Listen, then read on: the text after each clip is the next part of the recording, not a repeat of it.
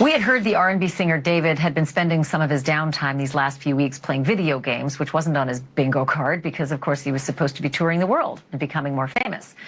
But then his underage girlfriend was found dismembered in the trunk of his car 32 days ago, and he went underground. Apparently, though, he hasn't spent all that time on Fortnite and Roblox. Documents obtained by TMZ show that since mid-September, he's been busy transferring the deeds to 2 of his properties to his mom. One of the houses may look familiar to you. It's the one where police were called in an apparent swatting prank. That was on September 18th. And one of those deeds, it's not clear which, was transferred that very day. The other deed changed hands September 22nd. You may recall the day before the swatting, Los Angeles police raided David's massive rental house in the Hollywood Hills. And a week after that, he moved out. So is this rich and rising music star downsizing and simplifying his life at the ripe young age of 20? Or could this be that he's trying to shrink his real estate portfolio in advance of a possible wrongful death suit?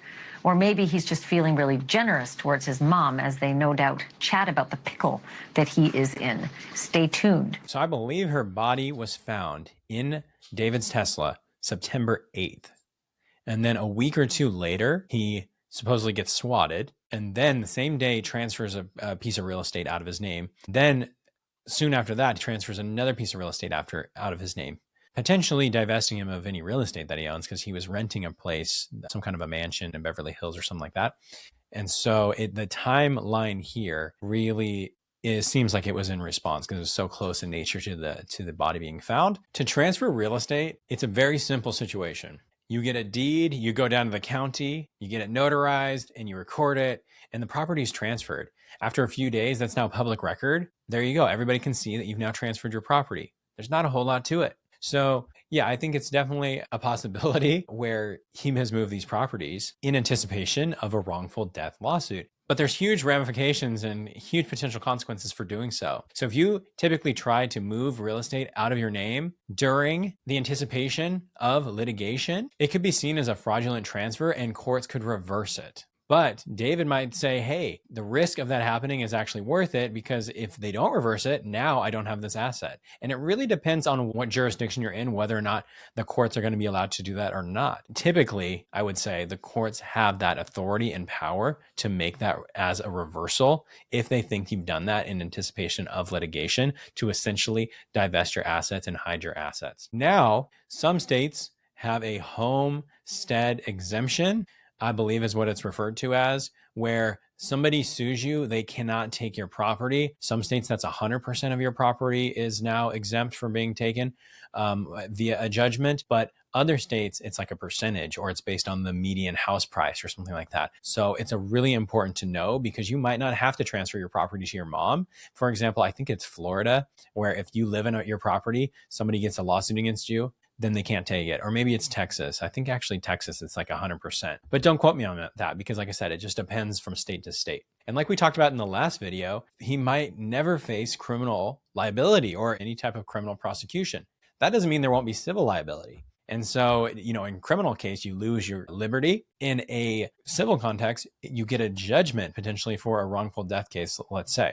And then they're going to try to attach to your real estate. And that's how they're going to recover for their compensation. He's just moving it to his mother's name. There isn't currently a case, but let's just, say there is a case against him. Let's say that David wins the case. Can the mother just simply transfer it back to David? Yeah, she could just transfer it back. Now, what happens really in that situation? Well, you're able to gift property in your lifetime. I think the current amount is like $13 million without having to pay like gift tax federally. But you do have to do a gift tax return, but you can do that. So maybe there's a gift tax and there's a return done, transferring the property from David's mom to David and then back from David to his mom. I don't think there's any issue with that, but it's going to count against your lifetime gift exemption, which if you're a rich, famous person, you probably don't want to tap into because the gift tax rate is very high. So he wouldn't do this lightly, transferring all these properties to his mom. It costs you 40% for your gift tax rate or something like that. It's really high. So you're not going to want to do this lightly and just transfer properties back and forth because it eats into that exemption. But that might be his plan. And when you're faced against some very serious allegations and you're really concerned about it, maybe you make that decision. Who will pay the gift tax? Well, the person typically who is making the gift is responsible for paying the gift tax. So if the mom is, let's say, already ran out of her gift tax, Okay. And she then gifts more. It's my understanding that, and this is just off the top of my head, she would be responsible for paying those taxes. So interestingly enough, he'd pay the tax if there was any to be paid when he gifted it to his mom. And then when she gifted it back, then she'd have to pay a tax again. But that's if there's any tax to be transferred. And that's, like I said, dependent on if they're out of that exemption. Now, there's a 17, 18, 19, it goes up every single year, but there's a yearly gift tax exclusion. And if you make under that exclusion, you don't even have to file anything. You don't have to do a gift tax return. So that's a separate thing. But yeah, you are having to worry about this lifetime gift tax exemption because yeah, you are going to be responsible for paying. The thing is, it's super high. So nobody usually has to worry about this unless you are a celebrity. If you're interested in the David case, make sure to subscribe because we're going to be following this.